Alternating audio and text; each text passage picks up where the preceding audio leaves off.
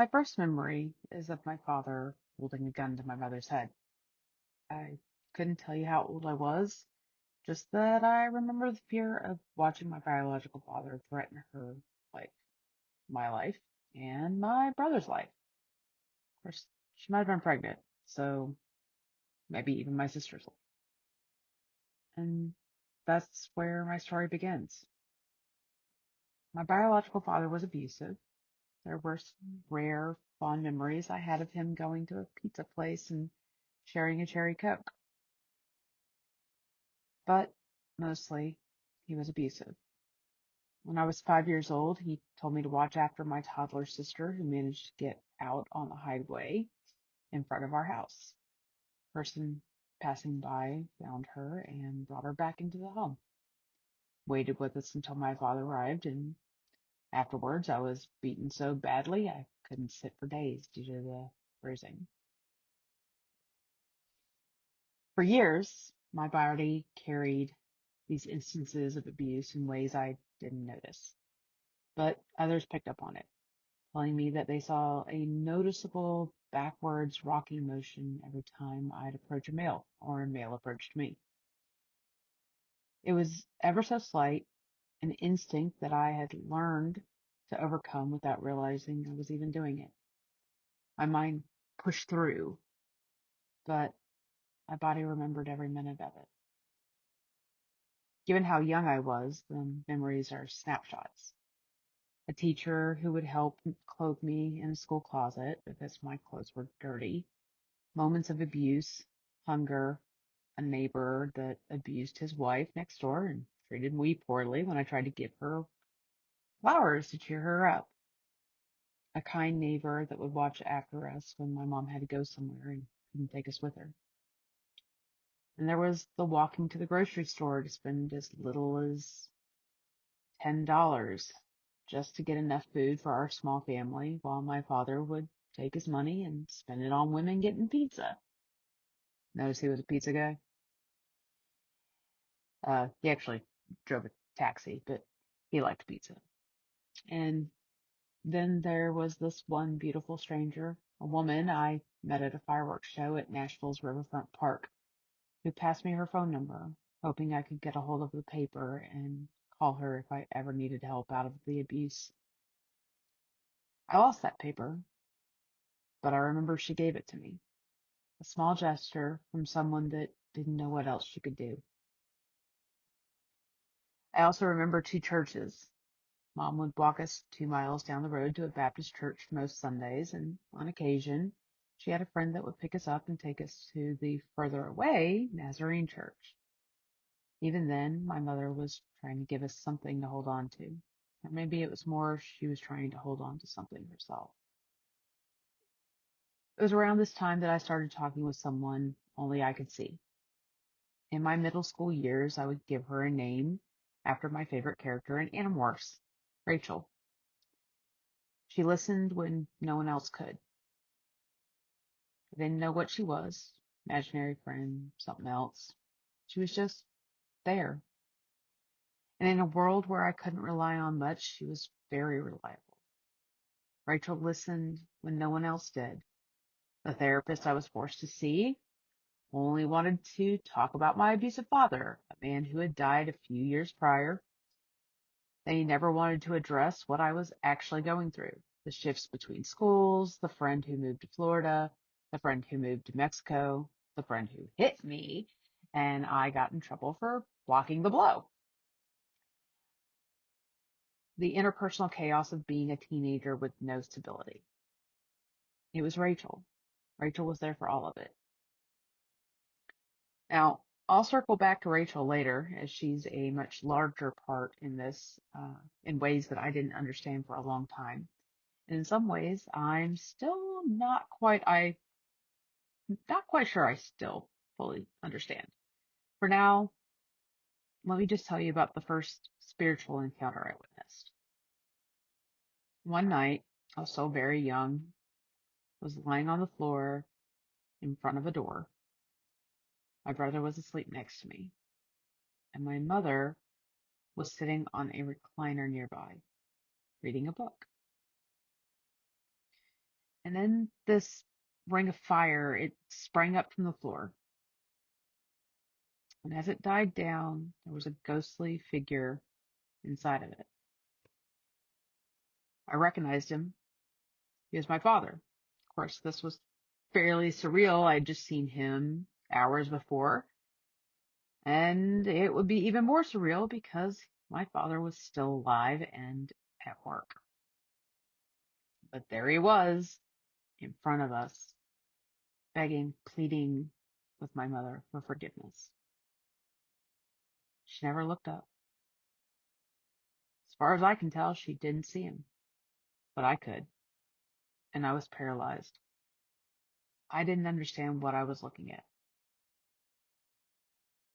And just as suddenly as it had come up, the fire rose again. And when it died down, he was gone.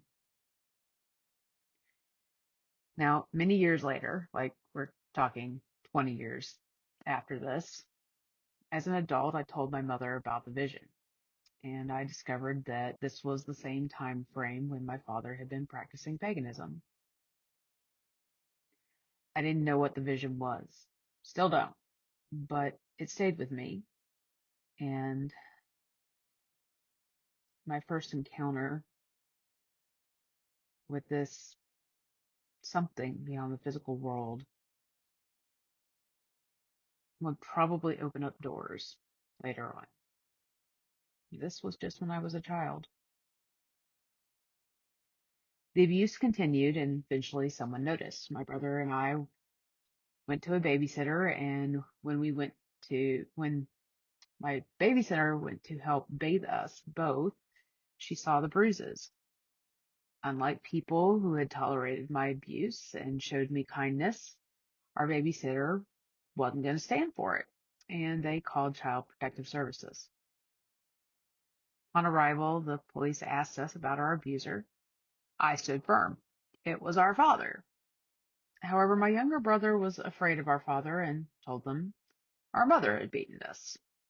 And our baby sister, well, she couldn't talk yet, so she couldn't agree with either of us. Fortunately, it didn't take long for the caseworker to determine the truth. My mother just needed help getting up on her feet. Then she could have us back. For 1 year, my brother, sister, and I lived with an inexperienced couple who tried their best to show us what the world could look like outside of abuse. They introduced us to their family. They gave me my first birthday celebration when I was 7 years old. I hadn't had a birthday ever. I didn't know birthdays could be like that. They took us to a non-denominational church, and for the first time, I actually started engaging with the Christian faith on Sunday school. Okay, sure, yeah, I'd been to those other two churches before. I kind of had vague memories of baptisms and things like that, but it was the first time I was able to really engage with the stories. It wasn't deep. I was a child, but seeds were planted. And during that year, we had supervised visits with both our mother and our father. Never really connected with our father. My brother seemed to be on better terms, but I made sure my father knew I didn't trust him. Not after everything I had witnessed, everything I had been through. To me, these visits only worked because they were supervised. The moment no one was watching, I knew what he was capable of. When a year had passed, we were released into our mother's care instead of our father's. Man, that was a relief. And then there was sadness because I didn't want to leave these foster parents behind. But a few weeks later, my mother made a decision that surprised me. She let them stay in our lives. They became part of our extended family, and that mattered more than what I can say, even though today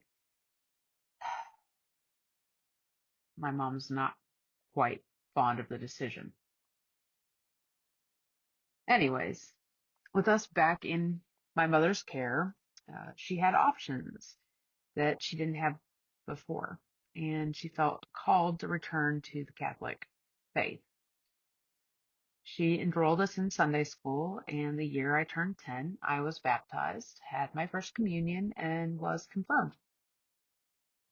What saint I was confirmed with? Couldn't really tell you. Even after reaching out to my church years later, it seems they didn't quite record that name. But I do believe it was either Archangel Michael or the Archangel Gabriel. Michael, because he protects others, and that matched the meaning I'd chosen for my nickname, Allie. Now, okay, in fairness, I didn't choose Allie. No one could say my name, Alethea. But when I was presented the option of how to spell it as a nickname, I had a teacher in first grade, and she gave me different spellings and then mentioned thatAlly means friend. So Michael matched that. I wanted to be someone who stood with people. Now, that said, if I had chosen Gabriel, it's because I really love the character Gabriella from Xena Warrior Princess. Look, I was 10. That's how 10-year-olds make decisions. Got it? The more I look back on all of this, though, the more I start thinking it must have been the Archangel Gabriel. And as we continue on with the story, I'm sure you'll see the hints too. I mean, I could be wrong. Could still be Michael. But either way, I was Catholic now, baptized, confirmed, and part of the church. I didn't know yet how far I would wander from it, or how long it would take to come back. For the next few years, things were more stable, despite moving in and out of different schools. Still hard, life always is, but stable. My mother was learning to be a single parent, and I was exploring life. Rachel was still there, still listening to all of my frustrations, but also meeting me in the world of dreams. And then around 13, things started to shift. My mother left the Catholic Church for a televised Protestant church. I started exploring on my own, and the spiritual world I'd glimpsed as a child, the fire, my father, the things I just couldn't explain, started to open up in ways I never expected. I am Alethea, and this is Wandering Sinai.